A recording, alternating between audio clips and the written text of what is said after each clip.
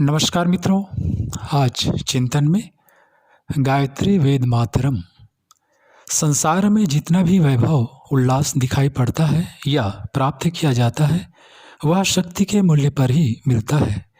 जिसमें जितनी क्षमता होती है वह उतना ही सफल होता है और उतना ही वैभव उपार्जित कर लेता है। जीवन में शक्ति का इतना महत्वपूर्ण स्थान है कि उसके बिना कोई आनंद नहीं उठाया जा सकता। यहाँ तक कि अनायास उपलब्ध हुए भोगों को भी नहीं भोगा जा सकता। इंद्रियों में शक्ति रहने तक ही विषय भोगों का सुख प्राप्त किया जा सकता है। ये किसी प्रकार अशक्त हो जाए तो आकर्षक से आकर्षक भोग भी उपेक्षणीय और घृणास्पद लगते हैं। नाड़ी संस्थान की क्षमता क्षीण हो जाए तो शरीर का सामान्य क्रियाकलाप भी ठीक तरह नहीं चल पाता। मानसिक शक्ति घट जाने पर मनुष्य की गणना विक्षिप्तों और उपास्पदों में होने लगती है। धन शक्ति न रहने पर दर दर का भिखारी बनना पड़ता है। मित्र शक्ति न रहने पर एकाकी जीवन सर्वथा निरीह और निरर्थक होने लगता है। आत्मबल न होने पर प्रगति के पथ पर एक कदम भी यात्रा नहीं बढ़ती।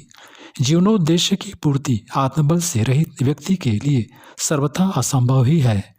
अतएव शक्ति का संपादन भौतिक एवं आध्यात्मिक दोनों क्षेत्रों में सफलता प्राप्त करने के लिए नितांत आवश्यक है।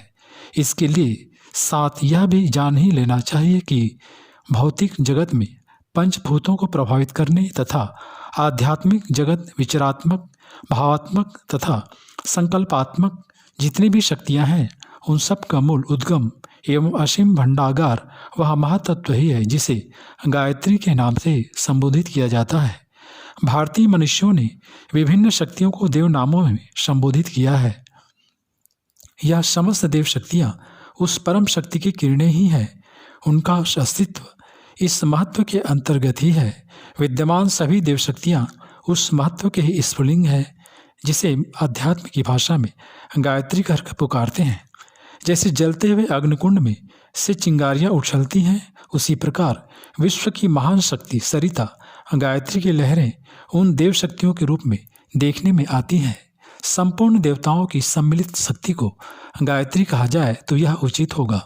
इतिहास पर दृष्टि डालते हुए प्रतीत होगा कि हमारे महान पूर्वजों के चरित्र को उज्ज्वल पत्र तथा विचारों को उत्कृष्ट रखने के अतिरिक्त अपने व्यक्तित्व को महानता के शिखर तक पहुंचाने के लिए उपासना महात्मक संबल गायत्री महामंत्र को ही पकड़ा था और इसी सीढ़ी पर चढ़ते हुए वे देव पुरुषों में गिने जाने योग्य स्थिति प्राप्त कर सके थे। देवदूतों, अवतारों, गृहस्थियों, महिलाओं, साधु, ब्राह्मणों, सिद्ध पुरुषों का ही नहीं साधारण सदगृहस्थों का उपास्य भी गायत्री ही है और उस अवलंबन के आधार पर न केवल आत्मकल्याण का श्रेष्ठ साधन किया है वरन भौतिक सुख संपदाओं की सांसारिक आवश्यकताओं को भी आवश्यक मात्रा में उपलब्ध किया है। वेद, उपनिषद से लेकर पुराण शास्त्रों और रामायण महाभारत आदि तक ऐसा कोई भी आगम निगम ग्रंथ नहीं है जिसमें गायत्री महाशक्ति की अभिवंदना न की गई हो। गायत्री का महत्व बताते हुए महर्षियों ने एक स्वर से गाया है, गायत्री वेद मातरम, अर्थात गायत्री वेदों की माता, ज्ञान का आदि कारण है।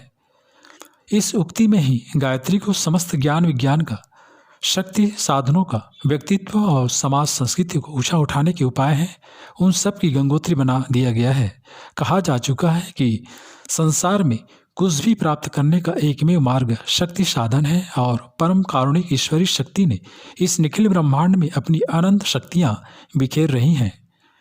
उनमें से जिनकी आवश्यकता होती है उन्हें मनुष्य अपने प्रबल पुरुषार्थ द्वारा प्राप्त कर सकता है।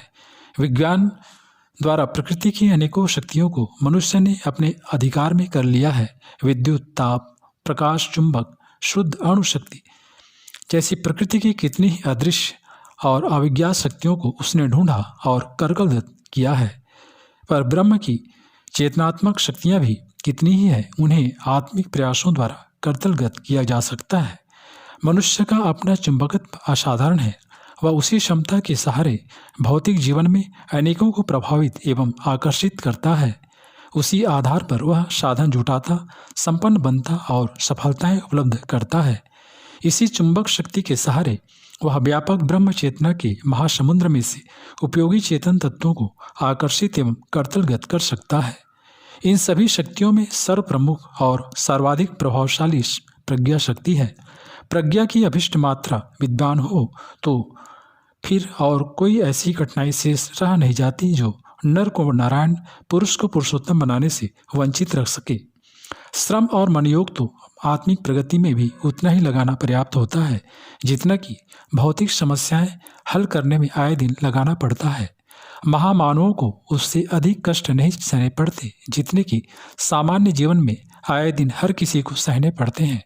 लोभ और मोह की पूर्ति में जितना पुरुषार्थ और साहस करना पड़ता है उससे कम में ही उत्कृष्ट आदर्शवादी जीवन का निर्धारण किया जा सकता है। मूल कठिनाई एक ही है, प्रज्ञा प्रकृता की।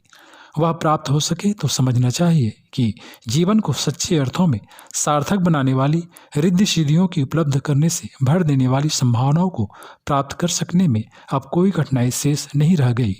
मित्रों, गायत्री महाशक्ति को तत्वज्ञानियों ने सर्वोपरि दिव्य क्षमता कहा है, उसका अत्यधिक महात्म्य बताया है। गायत्री प्रज्ञा तत्व का ही दूसरा नाम है।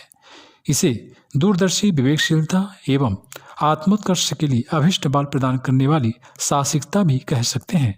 आत्मिक प्रगति के लिए किए जाने वाले अभिष्ट पुरुषार्थों में गायत्री उपासना को अग्रणी माना गया है।